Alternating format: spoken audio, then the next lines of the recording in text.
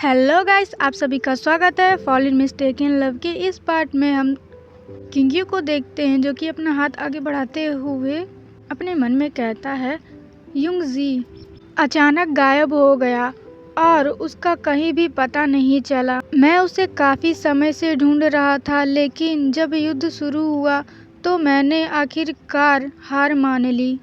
इतने सालों में क्या हुआ?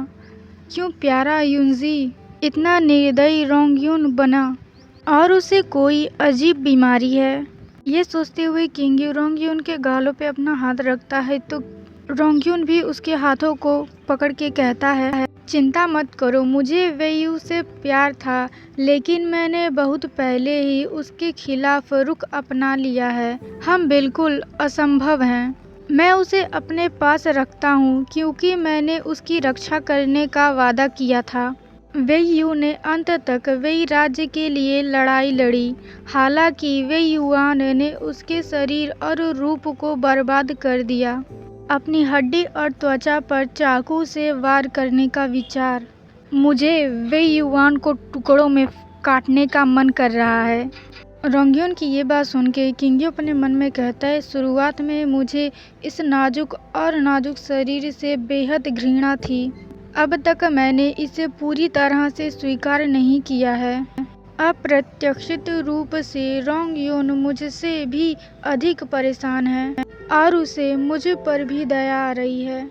ये सोचते हुए किंग्यू रोंगयुन का हाथ पकड़ता है और उसका नाम रोंगयुन लेता है। तभी रोंगयुन किंग्यू को गले लगाते हुए कहता है, मुझे माफ़ करना, मुझे आपसे वेयू के बारे में इतनी बात नहीं करनी चाहिए थी।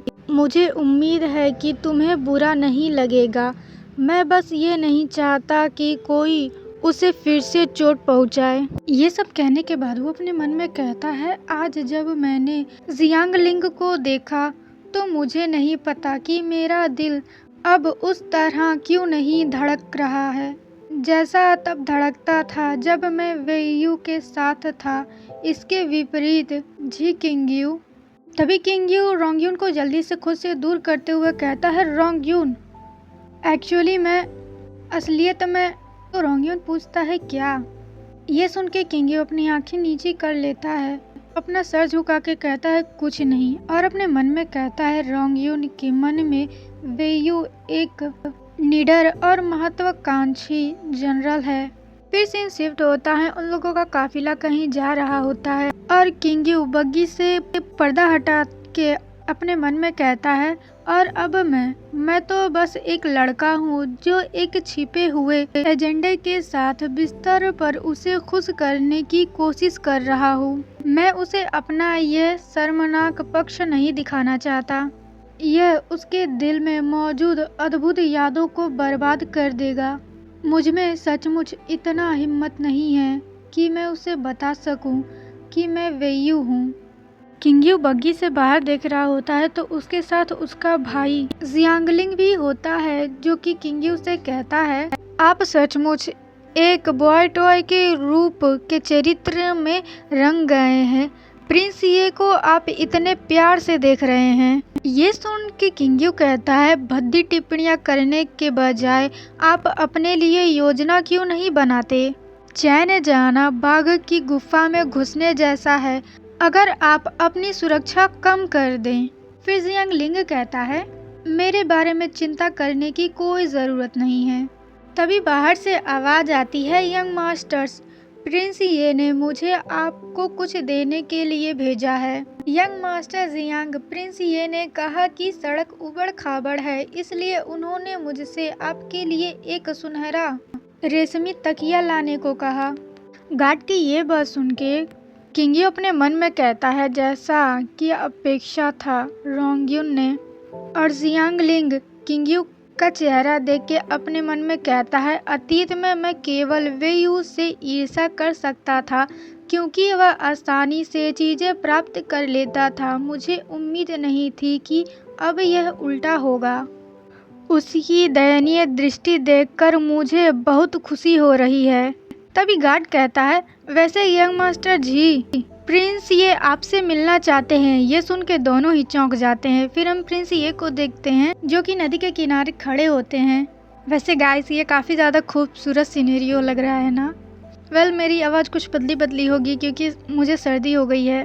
तभी गार्ड वहाँ आके कहता है माय लॉर्ड यंग मास्टर जी यहाँ आ गए हैं। फिर रोंगयून किंग्यू को हाथ बढ़ाते हुए कहता है किंग्यू आगे का दृश्य अद्भुत है, क्या आप घूमने जाना चाहेंगे?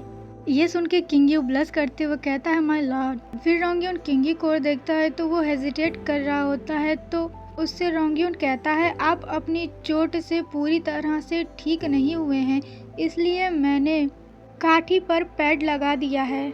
मैं तुम्हें पकड़ के बैठूंगा और घोड़े को धीरे धीरे चलाऊंगा, सब ठीक हो जाएगा।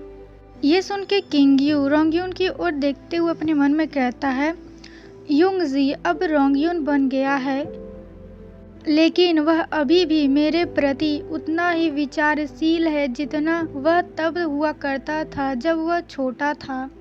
ये सब सोचने के बाद किंग्यू अपना हाथ रोंगयून के हाथों में दे देता है।